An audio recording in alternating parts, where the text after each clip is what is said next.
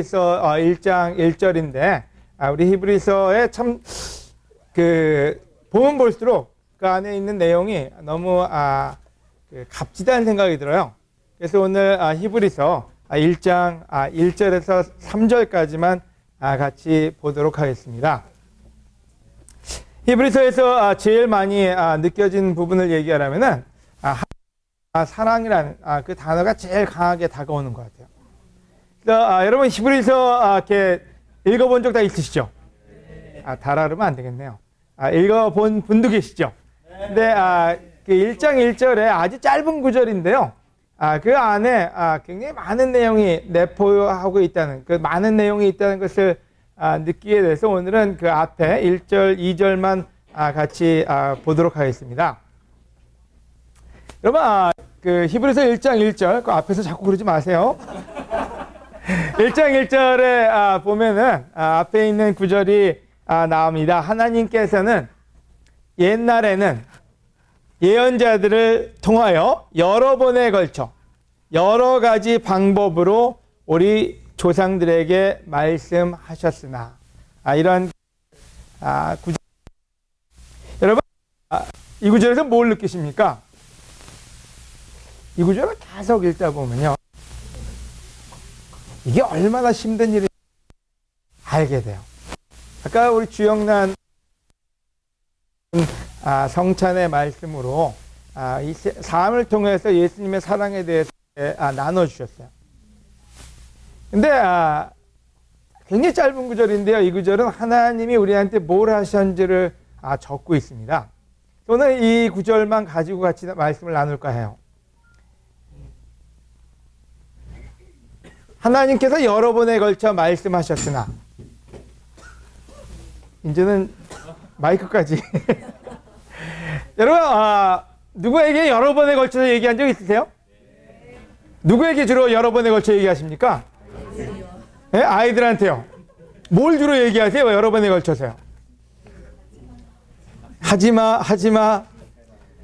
남편들한테는요. 어떤 때 여러 번에 걸쳐 얘기하는데 안 들으면 어때요, 느낌이요?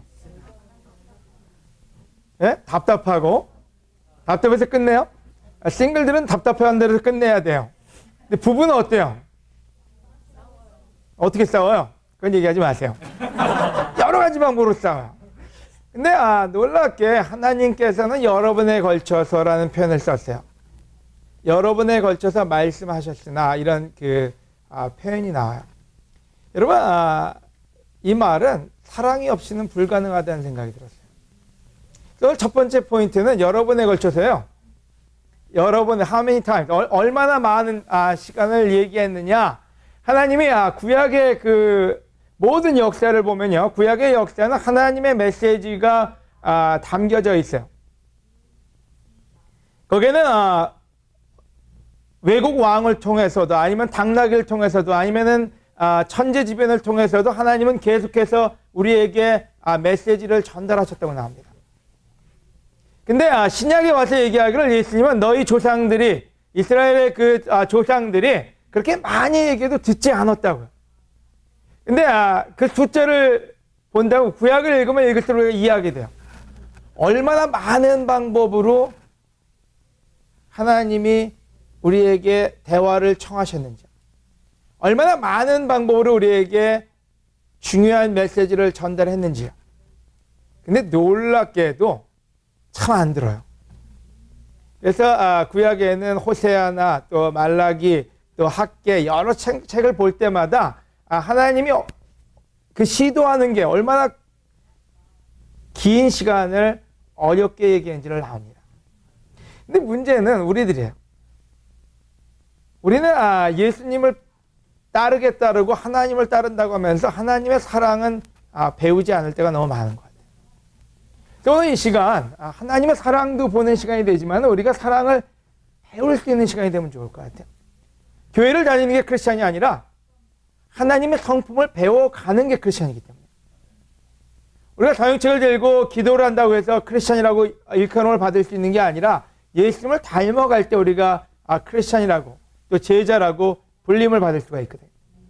그래서 예수님이 어떻게 우리를 사랑하셨는지를 느끼고 또 우리 또한 그 사랑을 우리 삶에 적용시킬 수 있으면 너무 좋을 것 같아요. 아멘? 여러분, 여러분에 걸쳐서라는 표현에 그 사랑을 얘기한다면요, 제일 먼저 필요한 게 있다면 아마 인내일 거예요. 여러분, 우리는 몇 번 참습니까? 우리는 3번 좋아해요. 너 한 번에 얘기해서 두 번, 세 번까지는 안 참어? 여러분, 저는 안 보는, 내 동치미라, 이게, 여러분 보시는 분 계세요? 인터넷 찾다 보니까 이런 말이 얼마나 참아야 되니? 예? 얼마나 참아야 되니? 하는 표현이 있어요. 여러분, 아이들한테 몇 번을 참으십니까? 한 번, 두 번, 세 번 하면 뭐가 날아가든지 아니면 짜증이 나가든지 아니면, 뭔가를 합니다. 또 아내나 남편에게 우리가 어떤 때는 내가 몇 번이나 얘기했는데 힘들어할 때가 있어요. 그럼 어떻게 해요? 그때는 우리의 분노가 나가든지 아니면 우리의 뭔가 필링이 나가서 실질적으로 관계에 어떤 데미지를 줍니다. 이것만은 절대로 못 참아. 여러분 뭘 못 참으세요? 자, 앞에 보지 마시고 여러분이 못 참는 거 한번 얘기해 보세요. 절대 못 참는 건 뭐예요, 여러분? 자식과 아내와 남편에게 절대 못 참는 거예요. 일단 자식 얘기해 봅시다. 어떤 거 못 참아요? 여러분 뭐 다 잘 참고 계시나 봐요. 자기 말 무시할 때. 우리 부모님, 부모의 말을 무시한다고 느껴지면 그때는 참, 우리가 뭔가 재정적인 권력도 있고 모든 컨트롤 권력이 있다 보니까 대가를 치르게 합니다. 그죠? 너 용돈 없어. 아니면은 너 밥 먹지 마. 아니면 너 네 방 가. 어떤 때 우리의 자존심에 대한 보복 조치가 들어가요. 또 어떤 거 못 참아요? 우리 아내들이 남편에게 못 참는 건 뭘까요? 잘 참으시나 봐요, 우리 자매 여러분들. 우리 아내들도 마찬가지로 남편들한테서 이게 사랑이 됐다, 아니 자존심이 상처를 받게 되면은 쉽지가 않아요. 여기 나오는 아내들 하는 건 자존심 건드릴 때, 시댁 식구 무시할 때, 이게 남편이죠. 힘없다고 무시할 때, 그때 이것만은 못 참다고 이 패널에 나온 사람들이 얘기를 했나 봐요. 내 남편 이것만은 절대로 못 참아. 자존심 건드릴 때, 시댁 식구 무시할 때, 힘없다고 무시할 때, 뭐라 그랬죠? 경제력 없는 남편, 바람 피우는 남편, 폭력 쓰는 남편. 여러분, 우리가 어떤 포인트에서 이렇게 참지 못하는 포인트들이 있어요. 그래서 그런 부분을 지적을 합니다. 하지만 그래도 고쳐지지 않으면 우리는 어떤 그 다음의 조치를 취할 때가 많아요. 여러분, 우리는 때로 하나님은 어떤 것을 못 참나를 한번 생각해 보면 좋을 것 같아요. 하나님 모든 걸 만들으셨고 모든 걸 주셨고 모든 사랑을 다 베푸셨는데도 우리가 반응하지 않을 때 하나님은 그것을 어떻게 처리하셨는지. 아마 우리 같았으면 다 쓸어버렸을 텐데 하나님이 쓸어버리는 걸 포기하셨어요. 노아의 홍수 이후로는요. 그리고 끝까지 인내하고 여러 번에 걸쳐서 지속적으로 우리에게 대화를 청하고 계신다는 거예요. 이 패널에서 얘기할 평생 참고 사는 건 미친 짓이래요. 이 얘기는 무슨 말인지 하나님은 미친 하나님이라는 얘기예요. 왜냐하면 하나님은 지속적으로 참아오셨고 인내해 오셨기 때문에. 여러분, 우리가 진정으로 예수님의 제자의 삶을 산다는 말은 뭔지 인내를 배우는 바로 그런 삶이라고 얘기해도 과언이 아닐 것 같아요. 그런데 우리가 크리스천으로 살면서도 인내가 성장하지 않는 사람들이 많아요. 하나님이 우리에게 그렇게 많은 인내를 주셨는데도 우리는 인내가 아니라 우리의 감정이 우리를 컨트롤하게 할 때가 너무 많다는 거예요. 오늘 여러분이 예수님을 따라 살기로 결정한 사람이라면 한 가지 여러분의 삶에서 측정해 봐야 될 게 있어요. 내가 인내하는 사람이죠. 여러분이 자식을 사랑하기로 결정했다면 여러분 자식을 사랑하는데 인내가 없다면 자식 사랑은 포기하셔야 될 거예요. 하지만 자식은 때로 쉬워요. 하지만 남편과 아내 관계에서도 인내가 없다면 그 관계는 부부관계는 갈 수 있지만은 아름다운 부부관계는 될 수가 없다는 거예요. 하나님은 구약과 신약을 통해서 우리에게 알려준 한 가지 사랑의 길이 있습니다. 인내할 줄 아는 사람이 되어야 된다는 거예요. 분노하면서 인내하는 것이 아니라 기다려줄 줄 아는, 바로 그러한 사랑을 보여주셨고 우리에게 그 사랑을 따라 살라고 얘기하십니다. 아멘. 두 번째는 용서를 요구해요. 여러분 여러 번 걸쳐 얘기했는데도 계속 얘기할 수 있으면 왜냐면 용서를 안 하면 힘들어요. 우리가 어떤 때 마음속에서 쌓아둬요. 그래서 그것이 폭발을 하게 됩니다. 여러분 이 마음을 7번이라도 뭐 하라고요? 용서하라고요. 바로 하나님이 우리에게 여러 번에 걸쳐서 어떤 메시지를 전달할 수 있었던 이유는 하나님이 우리를 용서하셨기 때문이에요.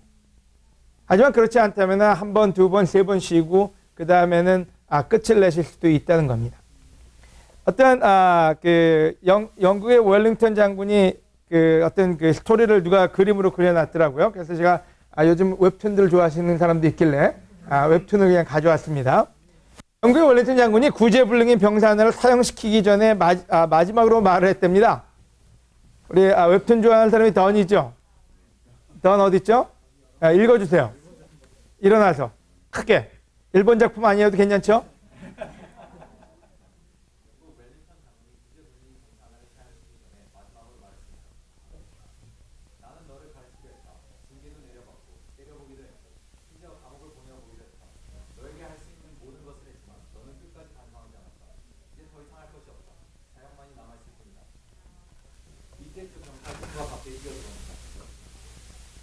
벌컥은 안 읽어요? 장군님, 물론 할 일을 다 하셨습니다. 그러나 장군님이 저 병사에게 하지 않은 딱 한 가지가 있습니다. 바로 용서입니다. 그 말을 들은 제독은 큰 감동을 받았고 그를 용서하며 삶을 시작했다고 합니다. 그를 용서한다. 내가 조건 없이 너를 용서한다.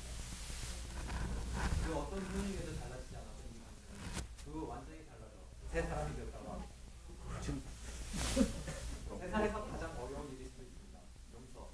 상대방의 잘못으로 정말 심각한 피해를 입었거나 돌이킬 수 없는 나쁜 일을 저지른 사람이면 더할 것입니다. 그러나 힘들게라도 상대방을 용서한다면 더 이상 미워하는 마음으로 시간을 보내지 않아도 되고 근거로 자신의 일을 들이치게 되지 않을 것입니다. 무엇보다도 행복을 찾게 될 것입니다. 왜 우리가 때로는 용서라는 걸 모르고 삽니다. 쌓아둘 줄은 알지만은 그것을 용서하지 않을 때 그 마음은 우리에게 부담이 됩니다. 그러나 아까 뭐 싫어한지 뭔지 잘 모르겠지만은 때로 우리가 모든 걸 다 추라해요. 하지만 한 가지를 안 할 때 우리는 가장 큰 결과를 잃어버리게 됩니다. 저는 지금 이 웹툰이 아니라 쉰들러 리스트라는 그 영화를 보면은 그와 비슷한 장면이 나옵니다. 근데 때로 우리 삶에서 제일 중요한 부분을 배우지 못하게 되는 것 같아요. 근데 하나님이 우리한테 제일 사랑으로 또 우리에게 은혜로 자비로 다가오신 부분이 있다면 용서였어요. 우리에게 모든 걸 추라야 하셨어요. 모든 거를. 계명도 주고 이것도 하지 말라 그러고 메시지도 주고 여러 가지를 다 주고 책망도 했지만은 우리를 가장 감동스럽게 만들었고 우리를 지금 동기부여가 돼서 십자가를 따라 살게 한 것은 바로 용서가 아닌가 하는 생각이 들어요. 여러분 우리가 주위에 있는 사람들에게 어떻게 다가갈지는 하나님처럼 다가가는 게 필요합니다. 우리가 용서할 줄 아는 사람이 되는 거예요. 용서를 배우는 바로 그런 삶이 하나님을 따라가는 삶이고 바로 그것이 사랑을 실천하는 삶이 아닌가 하는 생각이 들어요. 토마스라는 사람이 쓴 말인데요. 용서할 줄 알아야 사랑할 줄도 안다. 용서는 내면의 평화를 열어주는 열쇠다. 용서하는 마음은 덕을 쌓는 일이다. 친구를 용서하는 것보다 원수를 용서하는 것이 훨씬 쉬운 일이다. 가장 나쁜 사람은 용서를 모르는 사람이다. 이 말이 굉장히 와닿았어요. 친구를 용서하는 것보다 원수를 용서하는 것이 훨씬 쉽다고요. 우리가 주로 용서 못하는 사람이 누구냐면 멀리 있고 그냥 악당 같고 어떤 때는 뭐 살인 미수하고 그런 사람들은 그냥 쉽게 우리 마음속에서 에이 그럴 수도 있지. 근데 주위에 있는 옆에 있는 사람이 상처 한번 주면 용서하기가 힘들어요. 아내가 좀 실수를 하거나 남편이 좀 실수를 하면 그게 쌓이고 그 자존심이 우리로 하여금 굉장히 우리를 힘들게 만들어요. 어쩌면 이 말이 굉장히 친구를 용서하는 것보다 원수를 용서하는 것이 훨씬 더 쉬운 일이라고. 하지만 더 크게 와닿은 게 있다면 가장 나쁜 사람은 용서를 모르는 사람이라고요. 여러분, 하나님에게 가장 좋은 성품을, 우리에게 가장 감명을 준 성품을 얘기하라면 용서가 아닌가 하는 생각이 들어요. 우리를 용서해 주신 하나님께 감사드리고 또 그 용서를 배우는 우리가 됐으면 좋겠어요. 아멘. 바로 그 용서가 있었기에 하나님은 지속적으로 계속해서 여러 번에 걸쳐서 우리에게 말씀을 주실 수가 있었어요. 우리에게 옳은 길로 갈 수 있게끔 늘 인도하실 수가 있었다는 생각이 들어요. 아멘. 그 다음 부분은 삭제를 요구한다. 우리 그 고린도 전서 13장 5절에 보면요, 사랑은 앙심을 품지 않습니다. 고린도 공동 번역이에요. 또 다른 그 번역으로는 그 우리의 그 잘못된 레코드를 기억하지 않는다. 그 NIV 버전이고요. 그런데 공동 번역이 공동 번역은 우리 캐톨릭 교회에서 쓰는 그 성경 버전이에요. 거기서 그 말이 굉장히 와닿았어요. 앙심을 품지 않는다고요. 여러분, 우리는 어떤 사람이 누가 잘못하거나 내가 한 말을 잘 받아들이지 않으면 자존심이 상하면 뭐 하느냐? 앙심을 품어요. 앙심을 품으면 어떻게 해요? 여자가 앙심을 품으면 어떻게 된다고요? 온유해서 소리가 맺힌다고요. 다른 말로 하면은 마음에 싸든다는 거예요. 그래서 그게 어떻게 나와요? 대화 속에서요. 너는 항상 그래.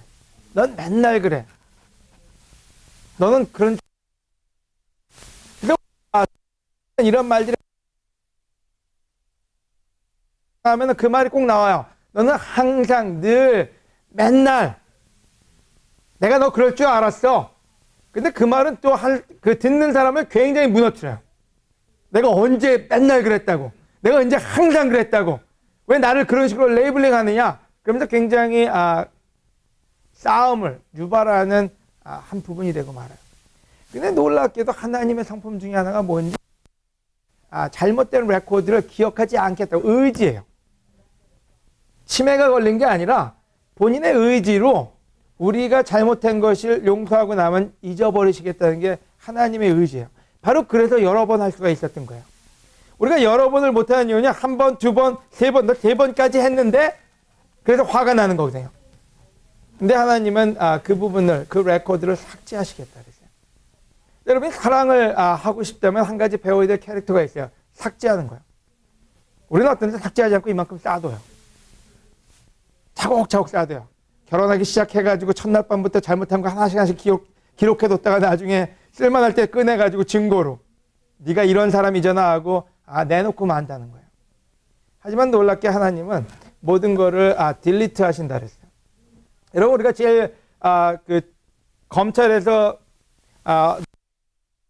그 체포할 때 우리가 제일 많이 우려가 있으므로 해나겠다. 여러분, 근데 상대편 없애주신 거예요. 그래서 삭제를 배우지 않으면 우리는 우리의 삶에 용서나 사랑이 일어날 수가 없다는 거예요. 여러분, 선입견이야. 재밌는 말이 하나 있는데 우리에게 가장 무서운 개는 편견이래요. 근데 이 말이 참으로 무서운 거예요. 이 편견이요. 여러분, 오늘 이 자리에도 우리 가정에 여러 가지 그 인포메이션들이 우리 머릿속에 쌓여 있습니다. 아내에 대한 나쁜 어떤 그 기록들이요. 또 남편에 대한 나쁜 기록들이요.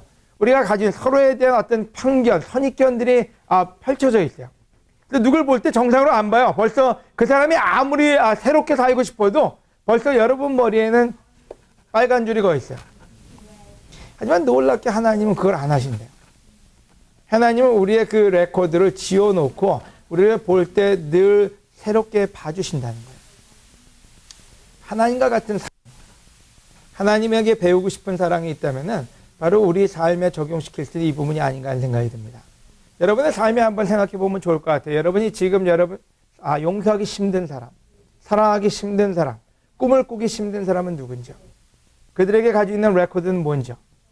하지만 그것을 용서로 아니면 여러분 그 모든 기록을 딜리트함으로써 다시 사랑을 꿈꿀 수 있으면 어떨까 하는 생각이 들어요.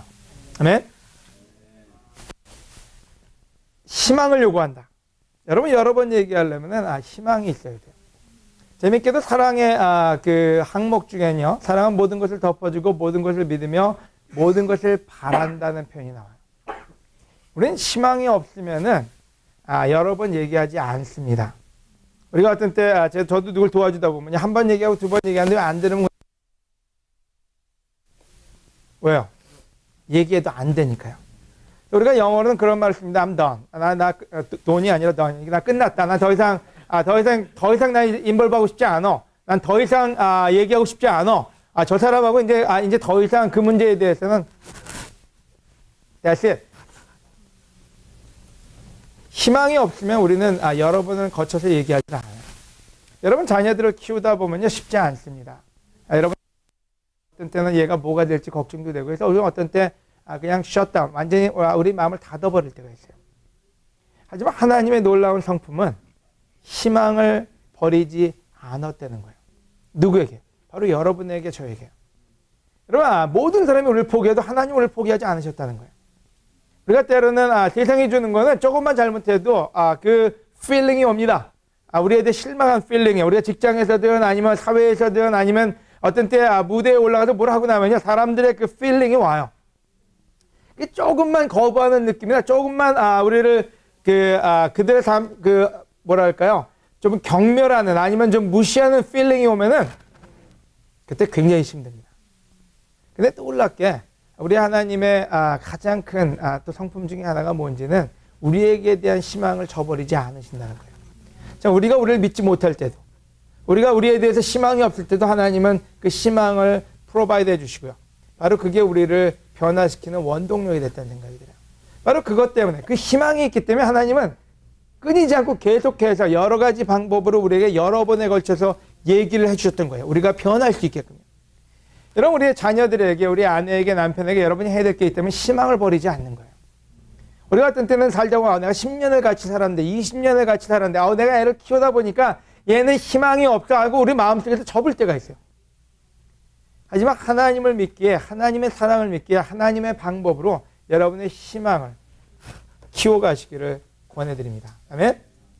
저에게 아마 가장 어릴 때부터 제가 좋아하는 말이 있다면 저희 어머니가 준 대기만성이에요. 신기할 정도로요. 저희 집 주위에서는 저에 대한 희망이 없었어요.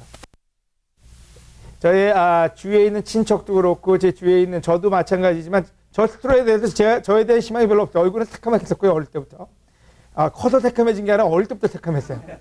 공부는 별로 안 좋아했어요. 나가 노는 것만 좋아하고요.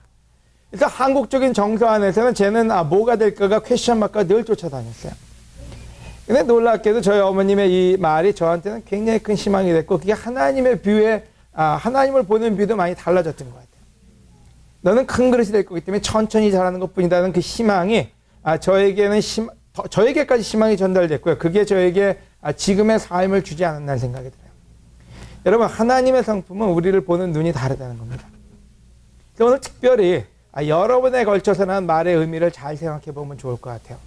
앞에 있는 이 부분이 없이는 여러 번에 걸쳐서 지속적으로 대화를 할 수가 없습니다. 여러분, 여러 번에 걸쳐서 우리가 생각하면, 여러 번에 걸쳐서 하나님이 화가 이만큼 나서 얘기했겠지? 하지만 놀랍게도, 신약에 나오는, 예수님의 그 말씀을 보면요. 사랑의 언어지 분노의 언어가 아니었어요. 내가 세상을 이처럼 사랑하사, 그래서 사랑의 언어를 썼지, 거기 분노의 언어를. 왜냐면 그렇게 많이 참고 왔는데도요, 거기에는 프레시한 하나님의 느낌이 담겨져 있음을 볼 수가 있어요.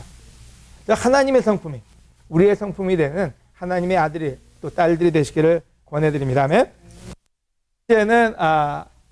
첫 번째는 우리 하나님과 여러 번에 걸쳐서인데요. 두 번째는 여러 가지 방법으로. 여러분 재밌게도 하나님께서 옛날에 예언자들 중에서 여러 번에 걸쳐서 여러 번만 트라이한 게 아니에요. many times만 있는 게 아니라 여러 가지 방법으로 우리 조상들에게 말씀하셨다고요. 그러니까 실질적으로 이 구절은요, 1절밖에 안 되는데 이 구절은 구약과 신약의 이 책이 쓰여진 그 모든 걸 함축하고 있는 거예요. 바로 그거를 요약을 해가지고 썼어요. 여러 가지 방법, 구약에 있는 모든 방법들이요. 그 다음에 여러 가지, 여러 번이라는 표현을 쓰고 있어요. 그래서 두 번째 포인트는 여러 가지 방법이에요. 여러 가지 방법, 뭘 요구할까요?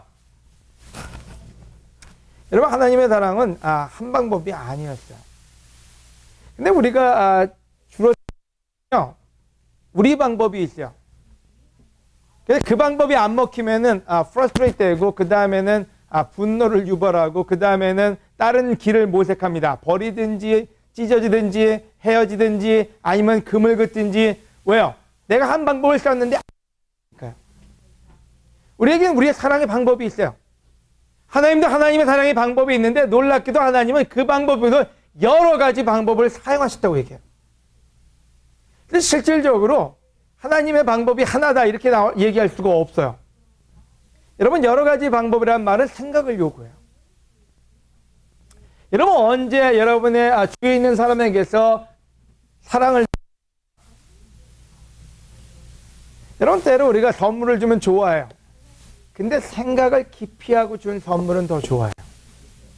진짜 우리 필요에 맞는, 우리가 진짜로 원했던 거를 알고 주는 선물에 우리는 더 감동합니다. 그래서 어떤 때 돈 많은 사람들이 선물을 막 줘요. 근데 처음엔 그 좋아하다가 나중에는 의미 없는, 어쩌면 마음이 없는 선물인 걸 알 때 굉장히 힘들어져요. 이 사람이 돈 가지고 장난 노나? 근데 작은 선물이라도 깊이 생각한 선물은 우리 모두를 감동시킵니다. 여러분, 우리가 어떨 때 남편도 어떨 때 돈 좀 벌면은 선물 갖다 주는데 그냥 건성으로 갖다 주는 거하고 진짜로 생각하는 선물은 틀리다는 거예요. 그래서 아내들이 어떤 때 남편을 힘들게 할 때가 있어요. 뭘 갖다 줘도 기뻐하지 않아요. 그래서 아내들이 굉장히 남편들은 굉장히 내가 왜 갖다 줬는데, 내가 선물 줬는데, 내가 이렇게 애썼는데, 그리고 끝내버리고 말아요. 하지만 놀라운 거는 하나님은 그냥 선물이 아니라 우리를 위해서 우리가 뭐가 필요한지를 깊게 생각하셨다는 거예요. 그래서 여러 번이라는 말은, 이 말하고는 내가 이거 했어. 몰래 내 방법대로. 여러분에 걸쳐서 얘기하는 제 아내에게 데이트할 때요. 제가 early in the morning, 아주 아침 일찍 일어나서 커피와 브라우니, 따끈따끈한 거를 일찍 데이트할 때요. LA 다운타운에 아직도 기억해요. LA 다운타운에 살 때인데, 그걸 사다 선물을 줬는데, 선물은 아니면 갖다 줬어요. 그랬더니, 시큰둥하게 받았어요. 그 다음에 두 번째 더 놀라운 거는 시큰둥하게 받았다가 그 브라우니를 다른 사람한테 줘버렸어요.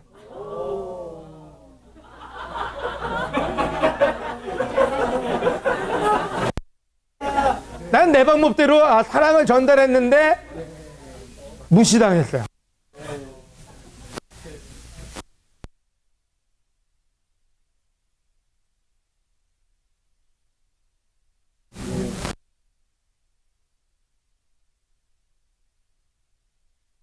근데 내 방법이 안 먹히니까 화가 났어요.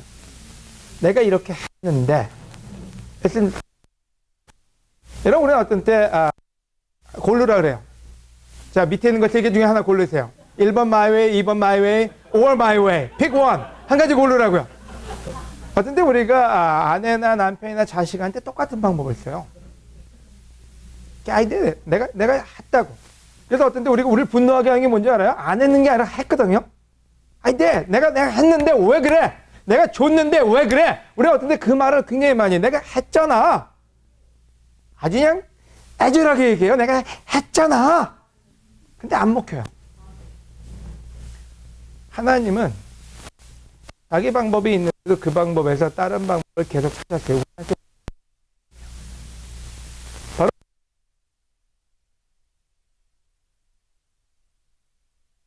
다고 얘기하고 그 사랑이 안 먹혀 받았다고 얘기합니다. 여러분, 생각하는 하나님이 바로 그렇게 하셨어요.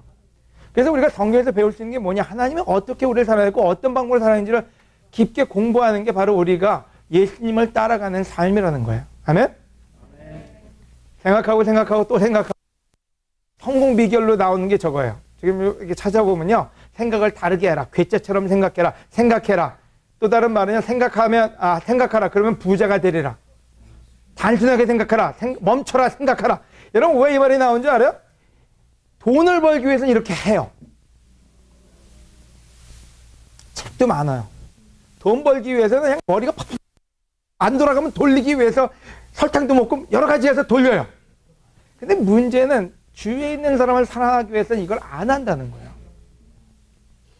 돈 벌기 위해서, 아이디어를 끄집어내기 위해서, 뭔가를 창조하기 위해서는 모든 생각에, 모든 브레인에, 모든 걸 다 쓰면서도 옆에 있는 사람을 사랑하기 위해서는 그냥 한 방법밖에 사용을 하지 않는다는 거예요. 여러분이 진정한 사랑이 여러분의 삶의 가치라면요, 이 부분이 더 많이 여러분의 에너지를 써야 될 부분이에요. 하지만 놀랍게 우리는 우리의 말은 주위에 있는 사람을 사랑한다고 하면서 우리의 삶은 다른 것에 가치를 두고 살 때가 있습니다. 그래서 여러분, 여러 번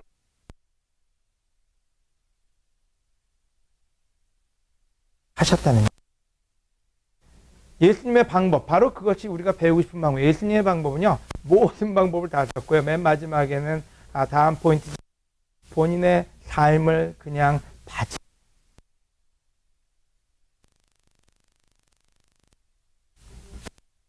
그 다양한 시도를 요구해요. 여러분 여기 보세요. 공통점이 뭐예요?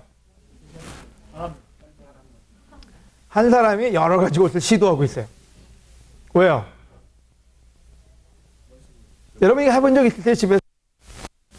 아니면 저기 TJ 맥스나 이런 데 가서 여러분 해본 적 있으세요? 옷 많이 들고 가서 이것도 입어보고 저것도 입어보고 계속해서 바꿔 입어본 적 있어요? 왜요? 뭐가 맞나, 뭐가 핏하나 보려고요. 그죠? 그 다음에 핏 하나 찾아내요. 여러분 때로는 우리가 자기 옷을 사랑을 표현하는데 이렇게 안 한다는 거예요.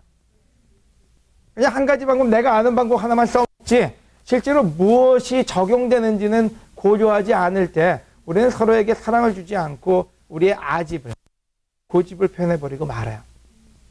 여러분 아내를, 남편을, 자식을, 주위에 있는 사람을 사랑할 때 여러분 한 가지 방법이 안 먹힐 수 있어요. 안 먹힌다고 상처받기보다는요, 어떤 부분이 먹히는지를 우리가 사랑을 표현하는 어떤 때 여러분이 사랑한다고 표현했는데 그것이 무시했다는 반으로 나올 때가 있어요. 여러분 그런 적 있어요? 뭐 사랑한다고 좀 배려했더니 나 무시하는 거야? 내가 뭐 이렇게 연약해 보여? 뭐 이러고 나올 어떤 때 굉장히 난감해요. 근데 때로 우리는 내가 한 것만 생각하지 어떤 게 진짜로 이 사람한테 베스트한지를, 핏하는지를 찾아내려고 노력하지 않는다는 거예요. 같은 말도 다르게 할 수 있거든요. 근데 우리는 어떤 때 우리 사랑의 표현이 있어요. 우리 필립은 필립대로의 사랑의 표현이 있어요. 그죠? 굉장히 독특한 사랑의 표현이 있어요. 동주는 동주대로의 그 독특한 사랑의 표현이 있고요. 여러 이방에 있는 사람마다 다 독특한 자기의 사랑의 표현이 있어요. 근데 문제는 여러분이 원하는 사랑의 표현하고 받는 사람의 원하는 사랑의 표현은 틀릴 수 있다는 거예요. 하나님은 우리 개개인에 있는 사랑의 표현을 찾아서 하셨던 거예요. 바로 그래서 성경은 얘기하길 여러 가지 방법으로 사랑하셨다는 말을 표현하고 있습니다. 제가 좋아하는 책 중에 하나인데 책 내용은 모르겠고요. 이 말을 한 사람도 별로 제가 좋아하는 사람은 아닌데 더하기가 안 되면 빼기를 하라는 말이 있어요. 여러분 삶을 살다 보면요, 사랑을 하다 보면요, 하지만 그때 진정으로 사랑한다면 더하기가 안 되면 빼기도 해볼 수 있는 바로 그런 방법이 하나님이 우리에게 하신 방법이 아닌가 하는 생각이 들어요. 다음은 시간을 요구해요. 여러 가지 방법을 못하는 이유는 뭘까요, 여러분? 아까 얘기했지만은 직장에서 아니면은 우리가 어떤 데 아이디어를 창출해낼 때는 앉아서 시간을 많이 쓰거든요. 근데 놀랍게도 우리는 사랑하는 데 있어서 시간이 없다고 얘기합니다. 자식을 키울 때도 어떤 때는 시간이 없어서 그냥 그 방법, 그 생각대로밖에 할 수가 없어요. 또 아내나 남편한테도 마찬가지로 시간이 없어서요. 시간이 없어서 내가 줄 수 있는 시간은 짜증밖에 없는 거예요. 우리가 아이들한테도 왜 짜증이 날까? 시간이 좀 많으면 짜증 안 내요. 여유가 있어서 그냥 좀 천천히 얘기하는데 좀 바쁘거든요. 나가서 뭐도 해야 되고 드라마도 봐야 되고 아니면은 가서 수다 떨어야 되고, 근데 애들이 발목을 잡네요. 그럼 어떻게 해요? 시간이 없어서 짜증이 나요. 하나님은 우리에게 시간을 충분하게 쓰셨어요. 우리에게 시간을 충분하게 썼어요. 먼지 같은 존재인데도 우리한테 시간을 충분하게 쓰셨기에 그 여러 가지 방법을 창안해내시고 여러 가지 방법을 트라이할 수가 있었던 거예요. 여러분, 사랑은 시간을 요구합니다. 어느 곳에 여러분의 시간을 많이 배정할지가 바로 여러분이 얼마만큼 그곳에 가치를 두는지예요. 저는 개인적으로 라벌리 여기 와 있는데 감사해요. 부모님 하나님 알게 하고 싶다는 그 여머니 LA에서 여기까지 매주를 지금 운전하고 오고 가고 있거든요. 여러분 이 동네에서 오시는 분들도 이렇게 늦게 오시는데 그 짧은 거리를 왜요? 시간을 쓰고 있어요. 뭐 때문에요? 부모님에 대한 사랑이에요. 여러분 어떤 때 우리가 누군가를 찾아간다, 시간을 쓴다는 건 사랑이에요. 근데 우리는 어떤 때 그 시간이 아까워서 충분하게 그 시간을 쓰고 짜증이나 화로서 그것을 대신할 때가 있습니다. 우리 배우기를 권해요. 그 다음에 최선을 요구해요. 여러분 여러 가지 생각을 한다는 건요, 이쯤 했으면 됐어가 아니에요. 야 너 그만큼 했으면 됐어 이게 아니라 진짜 먹힐 때까지 우리의 눈높이 수학이라 그러죠. 눈높이 생각. 우리에게 생각을 맞춰서 우리가 들을 수 있는 데까지 방법을 찾는 게 어떤 여러 가지 방법이 아닌가 하는 생각이 듭니다. 밸류요. 가장 큰 게 있다면은 가치예요. 여러분 때로 우리가 아까도 얘기했지만 왜 여러 가지 방법과 여러 번에 걸쳐서 얘기하지 않느냐. 그만큼 가치를 크게 두지 않기 때문에요. 저는 미국에 와서 하나 배운 거는 어릴 때요. 제가 19살에 미국에를 처음에 왔는데요. 미국에 와서 이민사회를 볼 수가 있었어요. LA에, 그때는 이제 뉴욕 쪽에 있었어요. 뉴욕, 보스턴, 이쪽에 살면서, 뉴욕에 있는 그 이민사회 초기요. 지금 오시는 분들, 얼바인에 들어오시는 분들은 이민, 20년 전에 이민 오신, 30년 전에 이민 오신 분들하고 뭐 완전 판이하게 틀려요. 한국에 잘 사는 나라가 되다 보니까 집 한 채만 팔아도 집도 사고 사업도 할 수 있는 세상에 그때 이민 오신 분들 참 고생 많았어요. 그때 저희 뉴욕에서는 주로 야채 가게 아저씨 발은 새카맣다고 다 알고 있었어요. 왜냐하면 24시간 가게를 열어야 되기 때문에 씻을 시간도 없고 돈 뭉치는 많은데 하여간 고생을 하신 분들이에요. 그래서 주로 뉴욕에 가면은 야채 가게 하시는 분들 아니면 세탁소 하시는 분들 아니면 그 그로서리 하시는 분들 뭐 대부분이 뭐 한국에서 대학을 얼마나 좋은 데를 나왔든 간에 여기 오면 다 그런 그 일에 종사를 했어요.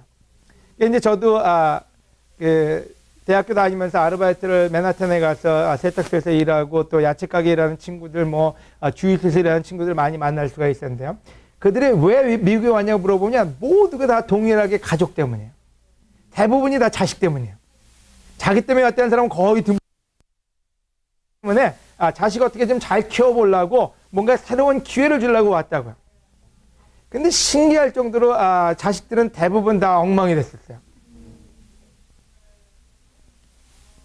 제 아는 사람 중에 한 사람은 이민 와서 세탁소 차리고 열심히 부부가 가서 돈 벌어서 자식을 키우겠대. 한 명은 갱단에 들어갔고요. 갱단에서 중국 그 갱단에 들어가려면은 총 한 번 사이즈 들어가요. 예, 곤청 주고 누구 하나 쏘고 오라 그러면 그때 입단을 시켜줘요. 또 우울증에 걸려가지고 자살을 시도한 딸도 있었고요. 뭐 왜 와서 근데 아이들을 사랑하고 가정을 살리겠다고 왔는데 돈을 벌다 보니까 그 돈이 더 큰 가치가 돼버리고 말았어요. 근데 마음속에서는 늘 자기를 속여요. 아니라고. 난 이 돈 버는 이유가 내 가족 때문이라고요. 내 가족은 계속 망가지는데도 계속 말은 해요. 내가 너 때문에. 근데 나중에 자식은 얘기해요. 나 때문이 아니라 당신의 욕심 때문이라고. 여러분 우리는 하나님께 사랑을 배우러 여기 왔는데요. 때로는 교회에 와서 돈 버는 법을 배우고 스킬을 배우려고 할 때가 많습니다. 여러분 우리는 미국에 가족이 잘 살겠다고 왔는데요. 가족이 아닌 다른 것이 우리의 가치가 돼버리고 인생이 무상해질 수 있다는 거예요. 여러분 하나님은 한 번도 가치를 상실하신 적이 없으십니다. 가장 기쁜 게 뭔지 아세요? 하나님은 여러분을 가치 있게 여긴다는 거예요. 어떤 게 이해가 안 돼요. 나 같은 인간을 위해서 왜 그런 대가를 치르실까? 근데 그래서 하나님이 좋습니다. 아까 우리 영란자매가 굉장히 잘 표현을 해주셨는데요. 그게 우리의 삶의 동기고 크리스천이 되는 동기가 아닙니까? 여러분 하나님이 같이 다른 모든 비즈니스를 그냥 스탑시키고 우리를 위해서 여러 번에 걸쳐서 여러 가지 방법으로 사랑의 말씀을 전달해 주셨다는 거예요. 여러분, 오늘 우리도 다시 한번 우리가 밸류로 놓는 우리가 가장 가치 있다고 생각하는 게 뭔지를 다시 한번 생각해 볼 필요가 있어요. 우리가 진정으로 아내와 남편과 자식과 주위에 있는 사람들을 사랑하는 것이 가장 중요한 것인지, 아니면 다른 것에 여러분은 이 부분을 팔아넘기고 있는 건 아닌지요. 여러분, 하나님에게 가장 크게 배울 점은 초점을 잃어버리지 않으셨다는 거예요. 우리를 가장 가치 있는 존재로 보셨고요. 우리를 위해서 모든 방법을 다 쓰셨습니다. 아멘. 하나님의 사랑, 아들입니다. 2절에요. 그러나 이 마지막 때에는 아들을 통해 우리에게 말씀해 주셨습니다. 하나님은 그 아들을 모든 것의 상속자로 삼으시고 또 아들을 통해 우주를 창조하셨습니다. 아멘. 그럼 마지막 포인트는요. 마지막 방법으로 쓰신 게 뭔지는 아들을 통해서 우리에게 말씀하셨다는 거예요. 여러 가지 방법 여러 번에 걸쳐서 얘기했는데 안 먹혔어요. 자, 여러분이 우리 우진이가 우리 아이들한테 여러 가지 방법 여러 번에 걸쳐 얘기했는데 안 먹혔어요. 여러분 이제 어떻게 할까요? 우진이가 아니라 동주 어떻게 할래요? 우리 용이 어떻게 할래요? 여러분 한번 생각해 보세요. 여러 번 했고 모든 방법 다 썼는데 안 돼요. 그럼 여러분 뭐 하시겠습니까? 1번 맴매를 한다. 2번 냅둔다. 대체 여러분 모든 걸 다 했는데 안 되면 어떻게 할까요? 하나님이 그렇게 썼는데도 안 먹힌대요. 그만큼 우리가 고집스럽다는 거예요. 여러분의 자식이 여러분 생각해보세요. 고집스럽다고 하는데요. 바로 우리가 고집스러워요. 마지막 때의 아들을 통해 우리에게 말씀해 주셨다. 이 말은 뭔지, 자기 아들까지도 아끼지 않으시고 우리 모든 사람이 그 아들과 함께 다른 모든 것도 우리에게 아낌없이 주시다. 여러분 이 말은 뭔지 것을 내놓으셨어요. 여러분 우리가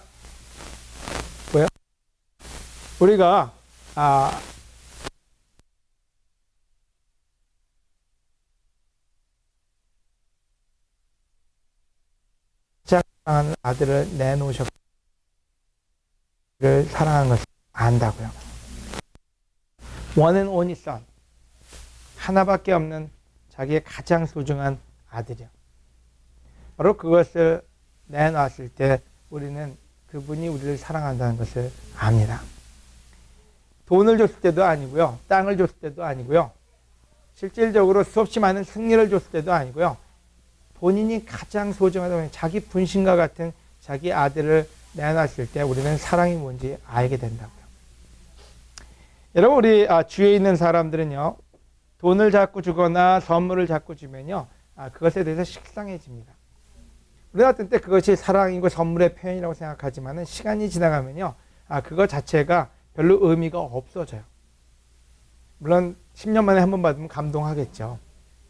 하지만 그것이 아니라 맨 마지막에 우리가 느끼고 싶은 게 있어요. 그게 뭔지는요. 점하게 오는지요. 여러분 부부간의 사랑도 마찬가지예요. 제일 많이 확인하고 싶어하는 게 있어요.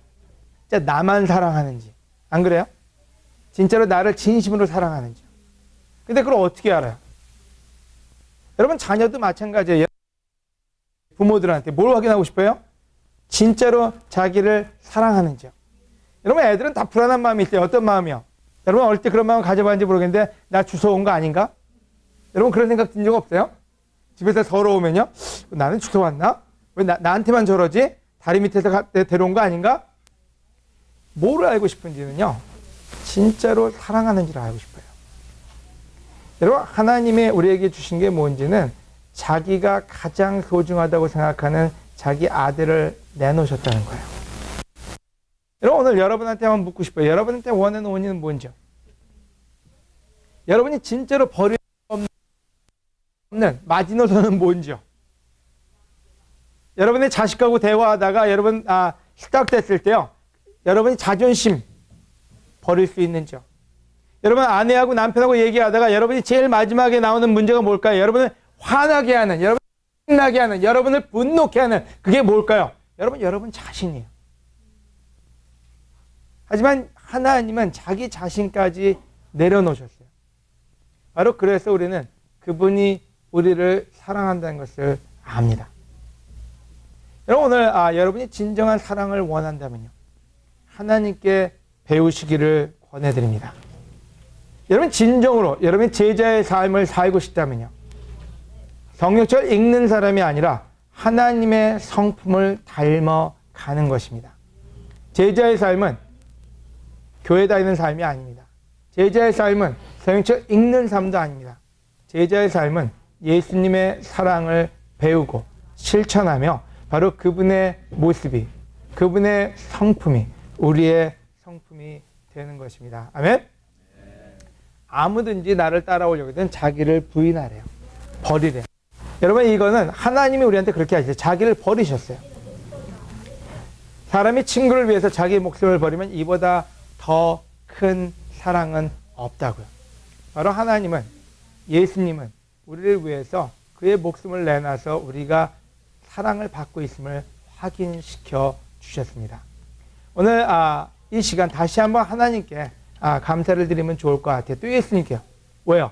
우리를 그만큼 가치 있다고 여기셨기 때문에요.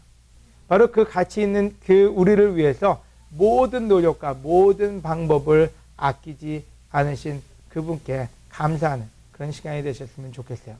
여러분 땡스기빙입니다. 추수감사절이 어떤 날입니까? 여러분 감사해야 되는 날이에요. 뭐에 대해서? 예수님이 우리를 어떻게 사랑하셨는지요. 그래서 특별히 이 땡스기빙 시간에 우리 하나님이 우리를 어떻게 사랑하신지를 기억하고 그분께 감사할 수 있습니다. 아멘. 아멘.